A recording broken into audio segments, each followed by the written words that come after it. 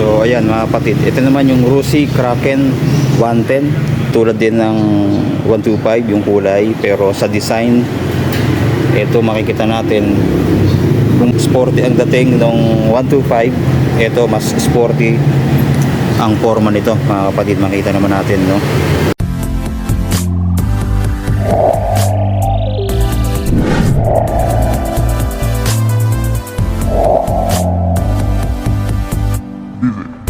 Noxky Vlog.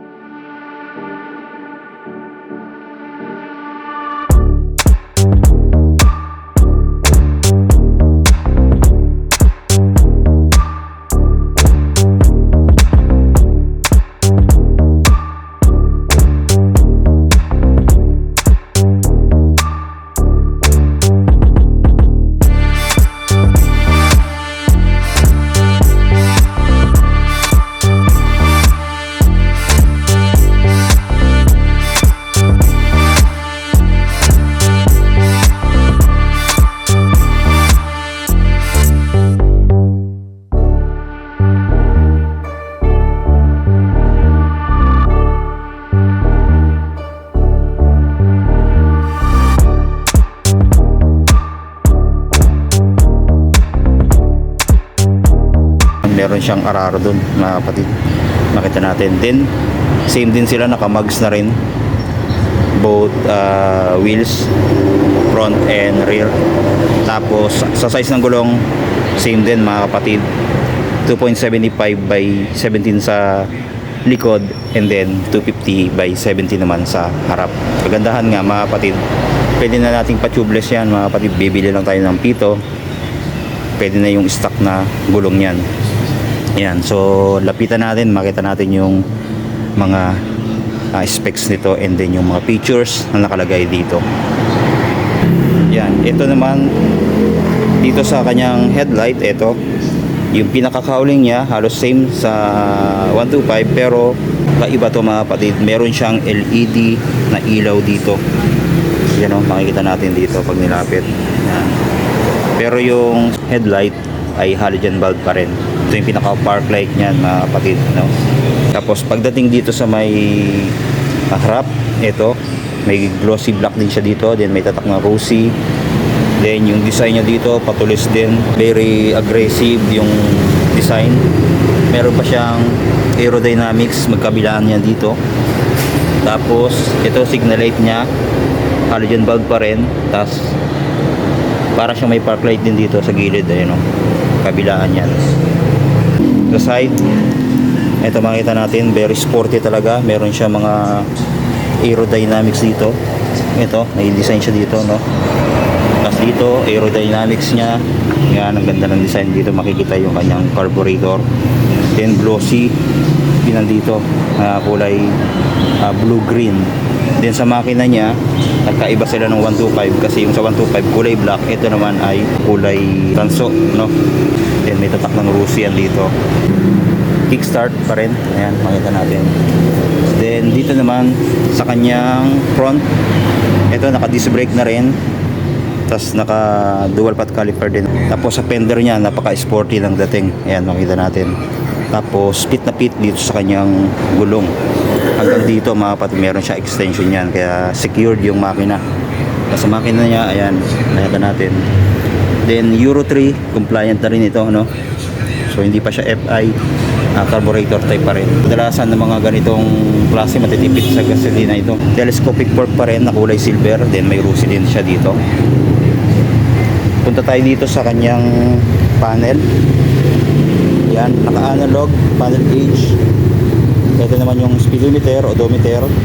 Then meron din siyang fuel gauge, nakita na rin dito. Then yung gear indicator meron na rin, no? Ayan, 1, 2, 3, 4. Yung signal light, tsaka yung sa headlight, makikita na rin natin, ayan, no? Kompleto na rin. Meron pa siyang nakalagay dito na sign ng motor, no? Ayan. Pang switch, ito naman high and low niya, so okay na rin yung pindutan niya. Turn signal light, busina dito. Then may choke, syempre carb pa rin yan. Then dito sa kabila, may bukasan pa rin ang ilaw. at saka yung electric starter niya, itong kulay blue. Then sa throttle, mas malalim yung throttle nito, ayan no. Tapos meron pa siyang bar end dito na kulay black, no? Kabilaan po yan. Then isa pang magandang features, meron din siyang USB. Yan, yung 125 po wala. Ito meron, yan o. May USB charging port na siya. Tapos meron din siyang pocket, ayan o, nasa center mga kapatid ng kanyang manibela. Yan, pwedeng cellphone dito, nakaporma siya sa cellphone, ayan o. Para naka-ready na, andito lang yung saksakan ng USB. Tapos pagdating dito sa kanyang ignition, naka-shutter lock key na rin, ayan. Okay to, ayan. Tapos ito naman yung susi niya, halos same naman nung sa 125. Then pagdating dito, ito, meron pa rin siya dito pwedeng lagyan, ayan oh. No, kabilaan, no, marami siyang features mga kapatid. No, kabilaan may bulsa pa siya dito. Then dito meron din siyang carrier, ayan. Same sa 125. No, very useful mga kapatid itong ganitong klase. Ayan. Pagdating dito sa angkas, napipilip din. Pero kagandahan ito ay naka-alloy na, hindi katulad ng sa 125 may goma pa yun. Ito yung mga latest mga kapatid, very sporty yung forma pati dito. Sa muffler nya, ayan din, no? Parang kala mo ano ka na big bike yung forma nitong muffler nya. May heat guard din yan na chrome finish. Then dito, yan, meron din siyang chrome finish dito. Tapos ito na yung pinaka dulo nya. Then naka dual shock din. Ayan, na kulay silver din dito. Same na same sa 125. Tapos drum brake din yung preno dito sa likod. Then pagdating dito sa kanyang taillight, ito.